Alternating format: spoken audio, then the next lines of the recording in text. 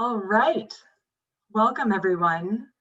If you could let me know if you can hear me with a quick chat from someone, just a thumbs up in the chat box, that would be great. Excellent. So, welcome to a brief, somewhat informal conversation about service. Thank you all for joining, and thank you to Jeff, Steve, and Millie for this opportunity. I also want to take the time to shout out a few other Batten experts on the topic of service. Mark Enriquez and Tara Rezjurian are both from the MPP class of 2017, and they were analysts at the National Commission on Military, National, and Public Service. And Josh Margulis from the MPP class of 2019 was an intern. Their work was really vital to the final report that the Commission recently delivered, and they were also truly wonderful teammates. So I believe some of them are on this call. They are experts too. So who am I? What am I going to cover today? My name is Annie Rorem. I am a graduate of the Batten School. I got my MPP in 2013, and I am the Deputy Director of Research and Analysis for the National Commission on Military, National, and Public Service.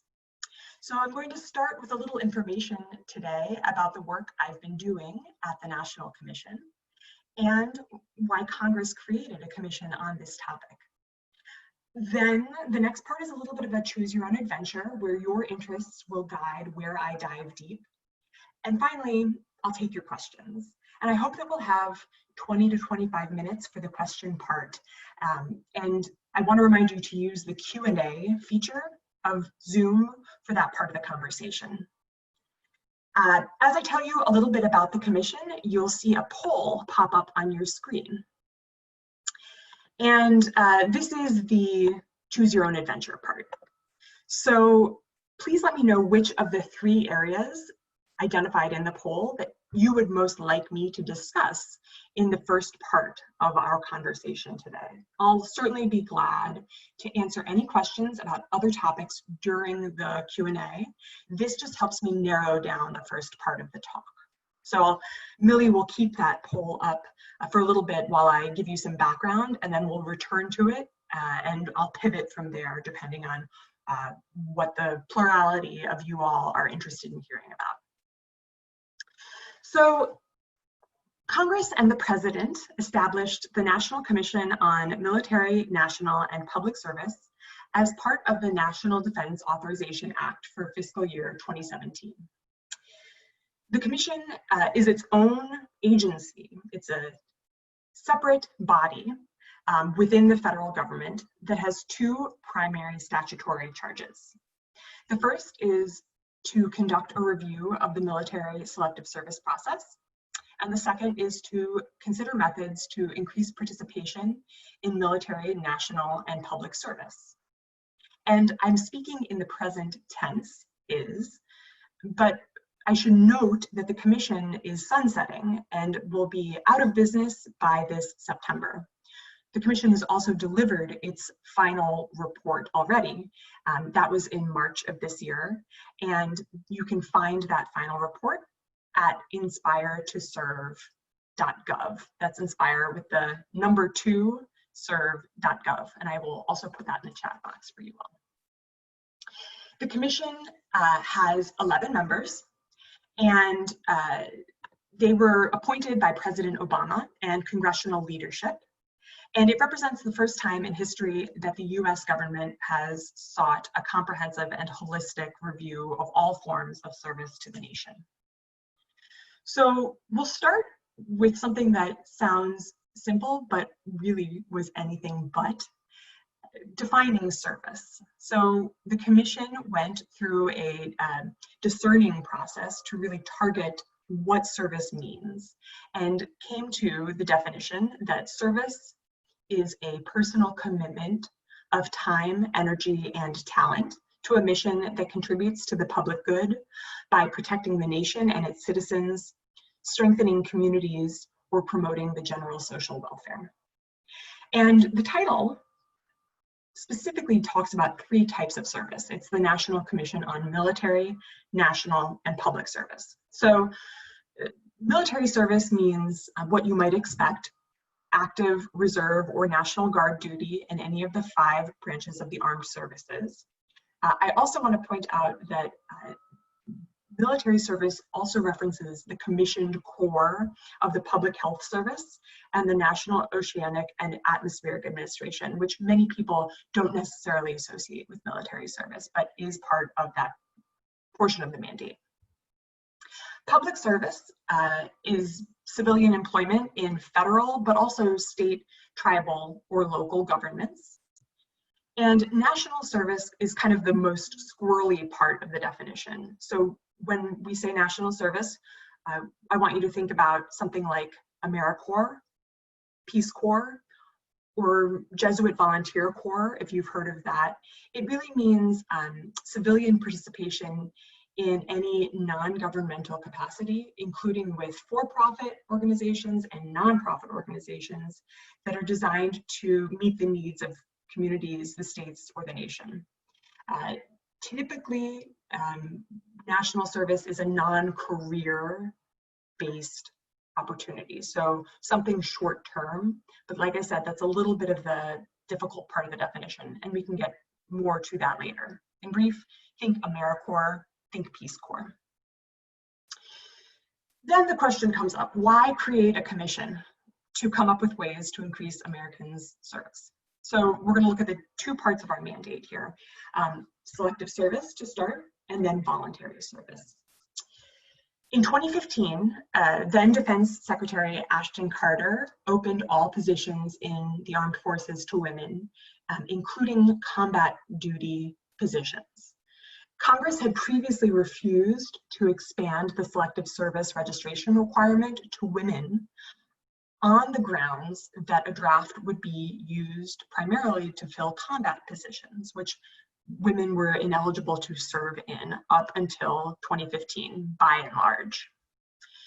Rescinding that policy of excluding women from combat positions prompted a debate in Congress over extending the selective service registration requirement to women. But rather than putting the question to a vote, in 2017, the late Senator John McCain and Senator Jack Reed formed the National Commission on Military, National, and Public Service to examine that question and to issue recommendations to Congress. Creating a commission is a strategic approach to policymaking. It allows some distance from political or contentious topics, but Senators McCain and Reed were not simply doing this for strategic purposes. They wanted to expand the focus of the commission to consider service more broadly and to talk about voluntary service as well. They saw an opportunity and acknowledged that civic engagement and service are critical to the health and well-being of the nation. And that birthed the second part of our mandate, the examination of Americans' propensity to serve voluntarily. And for context, some numbers for you.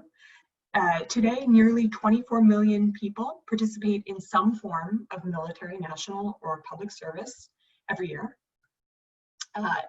These are, that's a big number, but in a nation of 329 million, imagine, what could be done if more people were inspired and able to serve.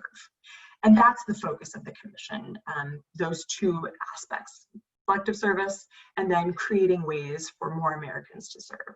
So the commission envisions a really bold and integrated approach to service that builds on the tradition and spirit of service that's already alive and well across America. And in the commission's vision, every individual will be exposed to service opportunities throughout their lifetime, beginning with young people experiencing robust civic education and service learning during elementary, middle, and high school, and extending all the way through career paths for these individuals and opportunities for seniors to serve as well. It sounds like a bold vision. It is a bold vision, but achieving it is not as daunting as it might seem. As I mentioned, the spirit of service is alive and well in America. And the commission observed through traveling the nation that the desire of Americans to serve far exceeds their opportunities to do so. At all levels of government, it's a responsibility to break down the many barriers that prevent individuals from serving. And with that in mind, the Commission's final report includes 164 recommendations, so you can see why I put a poll out there to see how you wanted this to be targeted. Those 164 recommendations are, by and large, directed to Congress and the President to increase awareness about ways to serve, inspire more individuals to do so, and then break down barriers that stand in the way. The Commission envisions that 10 years from now, 5 million Americans will be participating in military, national, or public service each year. The Commission's recommendations are designed to encourage more than enough qualified individuals to serve in the armed forces. 1 million individuals to take up federally supported national service year opportunities, which would be a more than 10-fold increase from today, and a modernized government personnel system that would really attract and enable Americans with critical skills and new generations to enter public service. And though the Commission aims primarily to cultivate a culture of service, a culture of voluntary service, I should say, across the nation, it also recognizes the federal government's need to organize the American people to provide for the common defense through mandatory military service in the case of a national emergency. So with that in mind, the Commission has also put forward recommendations to modernize, enhance, and improve the selective service system, including by extending the selective service registration requirement to women. So I'm going to take a look here at the poll that was put in. Well, I actually can't see it.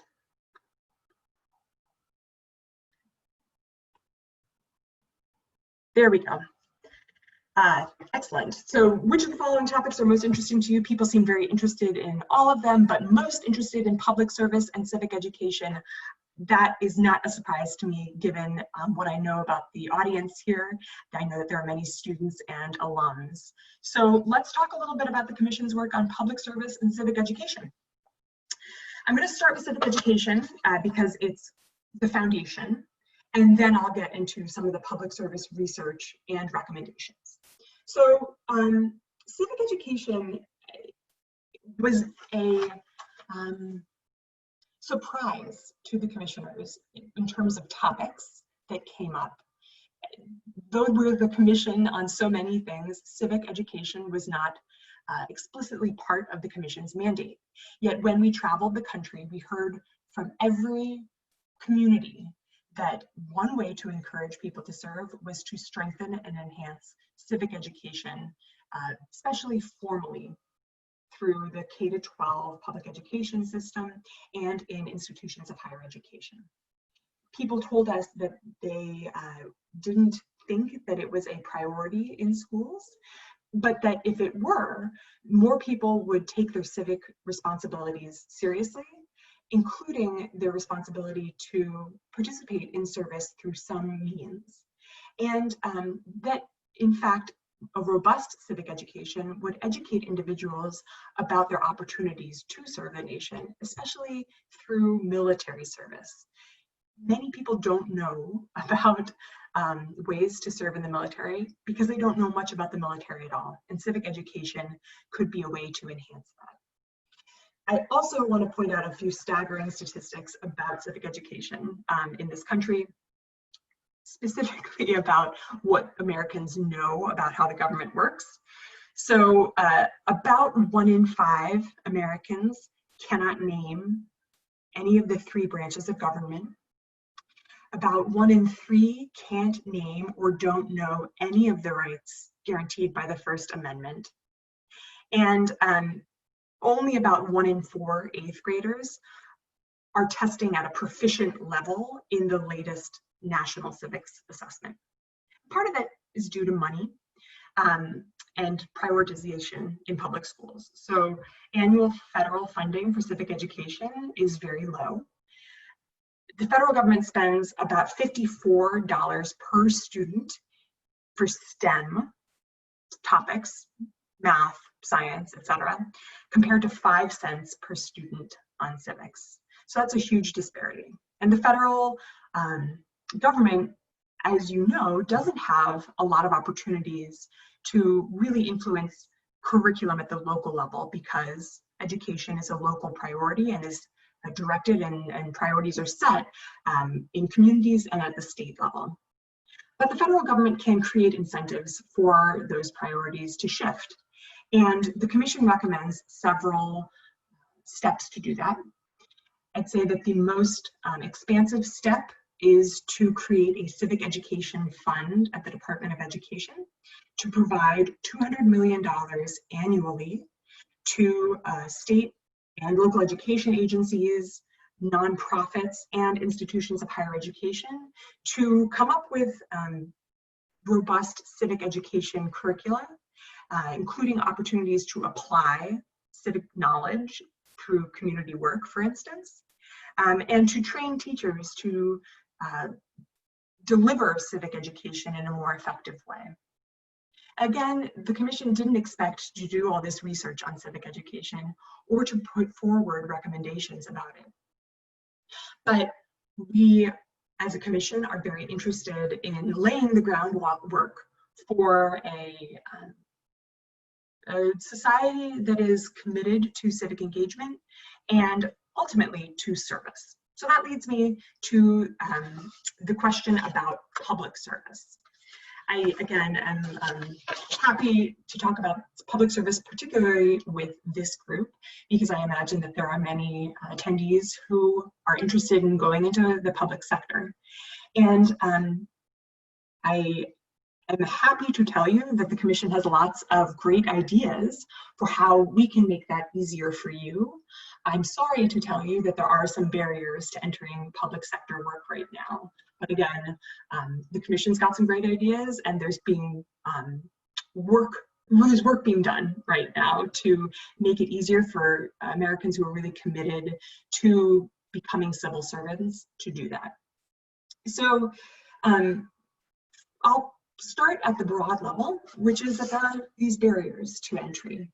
And we have some outdated and inflexible personnel systems that people are up against. I'm not going to put another poll in the Zoom field right now, but I will ask the rhetorical question. How many of you have applied for a job using USA Jobs? And how many of you have been frustrated through that process? I certainly was. And that's a frustration for many qualified young people who want to serve, particularly in the federal government. There are lots of ways to make that change. There are lots of administrative or tactical approaches to fixing federal hiring.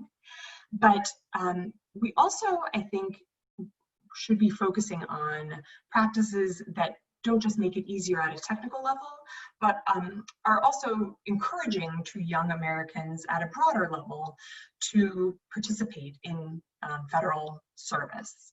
When I say encourage young people, the Commission's expansive ideas about public service and enhancing opportunities include things like overhauling the Pathways program for student interns and recent graduates to help bring a new generation into public service, establishing a goal to hire 30,000 students and recent graduates every year within the federal government, and then increasing that number over time to 50,000 students and recent graduates every year. And then really excitingly, the Commission has put forward two pretty creative ideas for connecting with students and recent graduates and getting them to really engage with public service, but more importantly, getting federal agencies to engage with them and give them real opportunities, not just lip service. The first of those two ideas is Public Service Corps. And that would be really similar to the Reserve Officers Training Corps, or ROTC. It would be a partnership with institutions of higher education, where at these various institutions, there would be a group of students who would be trained up, essentially, to participate in public service. It wouldn't be a major, it would be a program that would give these students the tools, but also the connections and the, in a sense, guarantees that they can enter public service after they graduate. I'm happy to take more questions about that in the question and answer session. The Commission is also putting forward the idea that we can create a public service academy program, which would be a little bit different than the public service core, in that it would be a grant available for 50 institutions of higher education to create their own academies within the institution that would again prepare students and connect them to public service careers after they graduate. Those are ideas at the post-secondary education level. The other creative idea is within the federal government to create an entirely new center to streamline and expand fellowship and scholarship programs across the federal government. For any of you who have either tried to get an internship in the federal government or tried to apply for a fellowship, there's not a good hub of information about those opportunities. This new fellowship center would create that hub, streamline the process, make it easier, and hopefully allow agencies to take advantage of those opportunities for more students and recent graduates to enter public service. I'm a public servant, and I can tell you from within the public service world that there are not only hiring challenges, but also ongoing challenges with retaining talented people, making sure that they stay in public service in a world where careers change rapidly and where there are many benefits to entering the private sector. So some of the Commission's recommendations also deal with ways to keep talented personnel engaged and performing well within the public sector. I'm happy to answer some questions about those if you would like to raise them during the question and answer part of this conversation. For right now, I will simply finish on this public service topic by saying there are many wonderful opportunities for civil service across the nation, but there are lots of barriers to accessing those, and the Commission's goal is to really focus on minimizing those barriers and engaging more, especially young people, in civil service across the nation, especially at the federal government level. So I'm happy to go into any number of topics about my work at the Commission or the Commission's priorities right now. The other two topics that were in the poll included military and selective service, and national service and service learning opportunities. I can talk a little bit about the research and the findings or the recommendations the Commission has put forward for those topics. I'm also happy to answer questions about federal commissions as a policymaking tool, how I got to this job from my time at Batten, or what some of the implementation challenges might be with the recommendations the Commission is putting forward. I do see two questions in the question and answer box that I will, oh, excellent. I see now 4. So I'm gonna go through these questions. If I don't get to yours, I apologize. I'm happy to take a conversation offline, and I'm glad to be in touch via email again if I don't get to your question. So I'm going to start with, as someone interested in public service and government, I'm also interested in the student loan relief programs, but know there are many barriers to accessing these programs. Can you speak to the issues surrounding this and potential for making it easier for those who want to serve to receive the incentives? So we know a lot about the public service loan forgiveness programs challenges right now, and we know that there are not a lot of people who are not only meeting all the requirements for the loan forgiveness program, but also completing the administrative work required to access those programs. I think that there are a number of issues that are causing this. First, I would say we're really at the very beginning of the chance to access these programs. I believe it was just 18 months ago that that first cohort of people who'd been in public service for 10 consecutive years were able to access the loan forgiveness. So there's a lot of kinks to be worked out, and that's a technical issue that's going to, I hope, be resolved sooner rather than later. I do hope that it makes it easier for people to receive those benefits. But there is also I think some political tension about the merits of these programs. And so it's not just a policy question, but also a political question as to whether these programs should be continued. I will say that, speaking personally, not necessarily for the Commission, there is a lot of merit and value to these programs, and I am convinced that they will keep people in public service, particularly those with large student loans, such as those who may be graduating from law school, for instance. I don't have specific guidance for the question asker about how to access these programs, but I do agree that they're essential and that there are some challenges right now that need to be addressed. I think the second question that I'm going to address here is about civic education. So in fact, there are a couple questions here about civic education. Here's one: I'm a young adult. What are some resources to gain more civic education for myself? So first of all, I can imagine that as a young adult, you're either a student enrolled at the university or a recent graduate of the university. UVA is a wonderful place that really promotes civic education and has a sense of civic responsibility at its core and embedded in its mission. I have a couple of ideas for you. First, I would say Campus Compact is a really great organization that knits together lots of universities across the nation in promoting civic education and service opportunities. So learning a little bit more about Campus Compact and seeing how it is engaging UVA to promote and give some opportunities to students there. I'd also say civic education is about applying some of the things that you know in your community and learning about what your community needs are. So Charlottesville is a great place to connect with tons of organizations and community members. And there are plenty of things that Charlottesville needs to work on itself as a community. Getting out into the community is a really important way to gain civic education through practical application.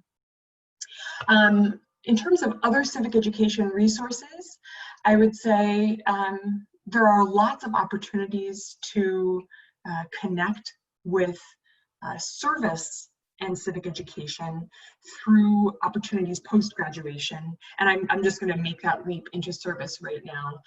I would suggest looking into opportunities to serve the nation, either through national service, public service, or military service, because those are all great practices of civics in action. Happy to go offline with this particular question asker to brainstorm some more ideas together. All right, I see that I'm not actually doing this answer live feature. So I just answered live that question, and I'm going to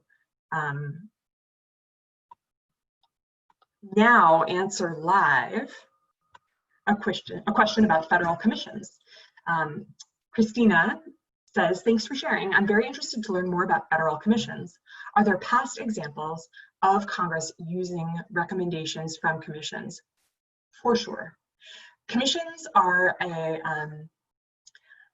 funny tool in the federal policymaking box. As I mentioned and alluded to at the very beginning of our chat, commissions can be a great way for Congress to distance itself from certain challenging topics that they need to either spend time or resources learning more about, or put in the hands of a group of either experts or engaged stakeholders to learn a little bit more about public opinion. One really good example of a recommendation from a previous commission comes from the Gates Commission. You might be familiar with that. The idea of actually taking the selective service system and turning an active draft into a registration requirement only, but not an ongoing conscription, and focusing on creating an all-volunteer force, or as some might say, an all-recruited force, is an example of an outcome from a commission that was implemented in the mid-1970s. So that's a very well-known commission and a well-known recommendation from that commission.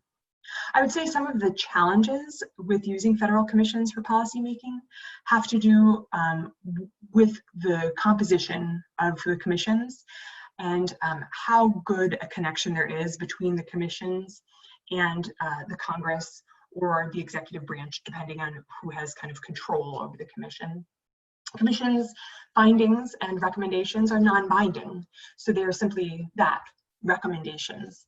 And Congress doesn't necessarily have to take them when making statutory changes.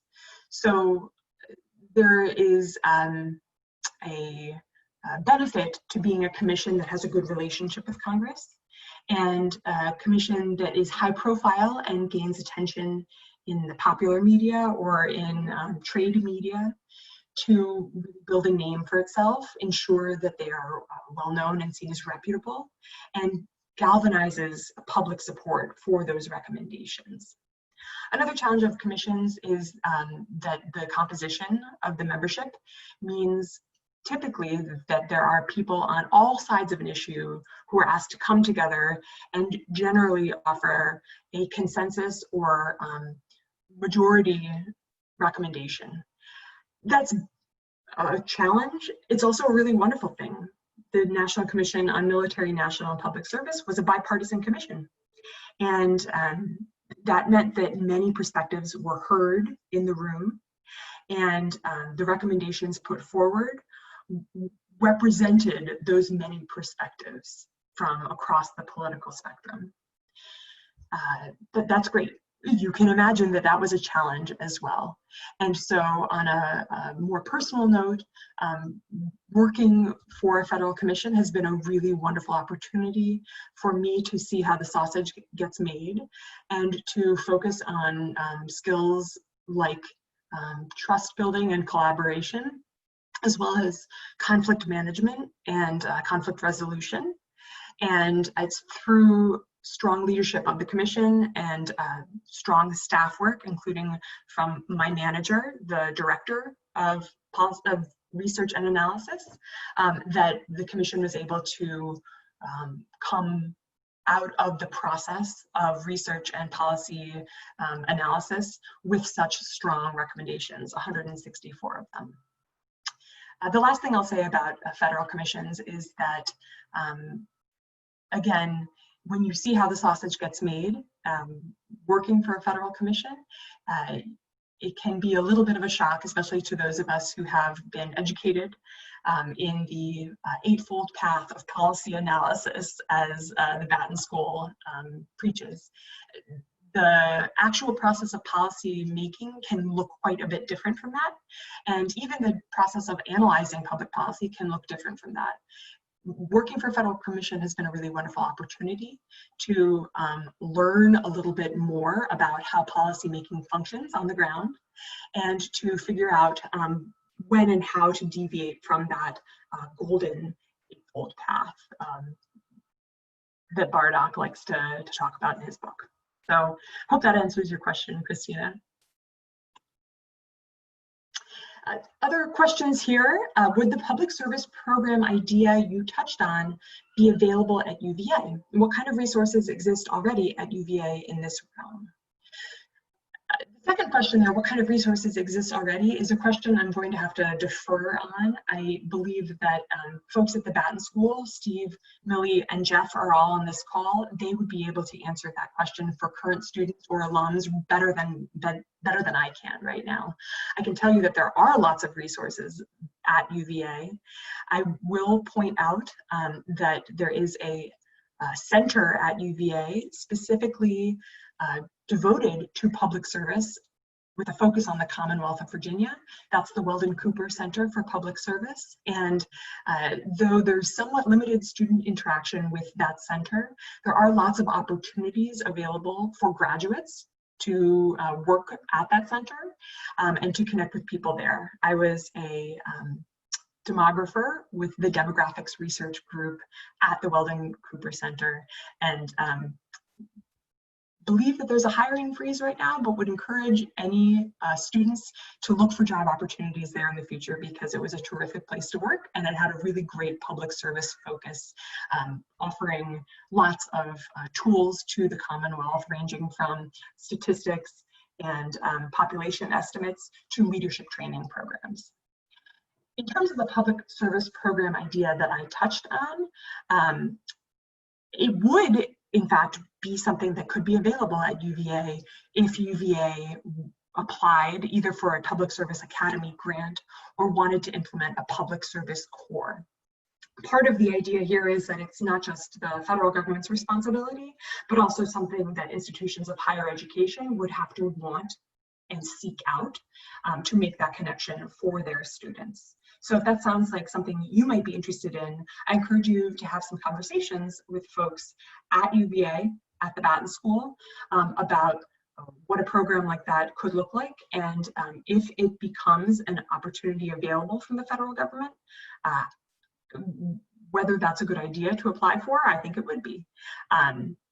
But in brief, yes, it could absolutely be available at UVA if UVA has the appetite for it, which I hope it would.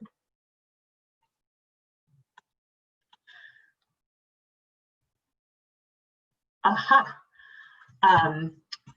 Great question here from Josh. Surely many will see the Public Service Corps as a federal jobs guarantee. How did the research and policy team craft its recommendation so as to avoid the political rhetoric on the matter? Really great question, Josh. I'm not sure that there is any way to avoid political rhetoric on this matter. However, some of the specifics for implementation on this particular topic include, and I'm going to open right to this in the final report here, and talk a little bit about why we think this would be a good idea, and why it's not exactly a federal jobs guarantee. So first of all, the federal agencies that would sponsor this public service corps would really have to do some workforce planning and think thoroughly through who they need to be hiring and why they can't find them elsewhere. So this would really be responsive to a need that the various federal agencies have, as opposed to some made up need. It would, I think, reflect some of the other commission goals of workforce planning in the federal government.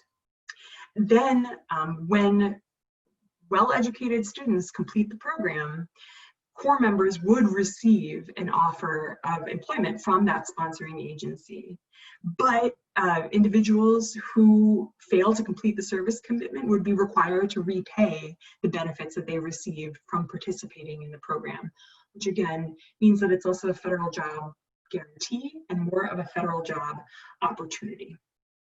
And then finally, there would be a competitive process for the post-secondary institutions who want to participate in this program to really ensure that those who are participating are providing all the education that those students would require to go into the public sector well-informed and ready to make a difference. So there's some check there on participation with those post-secondary institutions and their responsibilities as well. Again, I'm not sure that we can entirely avoid the political rhetoric on this, but I do think there are lots of good implementation recommendations that the Commission has put forward.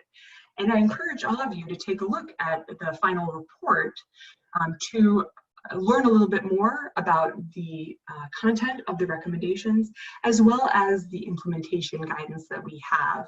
I'm going to put the link in the chat box so that you all can here we go, see a little bit more about the work that we've done. All panelists and all attendees should see this chat, www.inspiretoserve.gov. Our final report is there, and you can learn a little bit more about the recommendations and the implementation guidance. All right. I see only one question left, which is great because we have about 5 minutes left. If you do have additional questions, get them in now. Last call for questions before we start wrapping up around 12:45. This question is about my personal career path. So it simply says, can you please talk about your personal career path? I'm happy to. In brief, I will say that Batten prepared me for a wide variety of positions, and I've held a wide variety of positions since I graduated in 2013.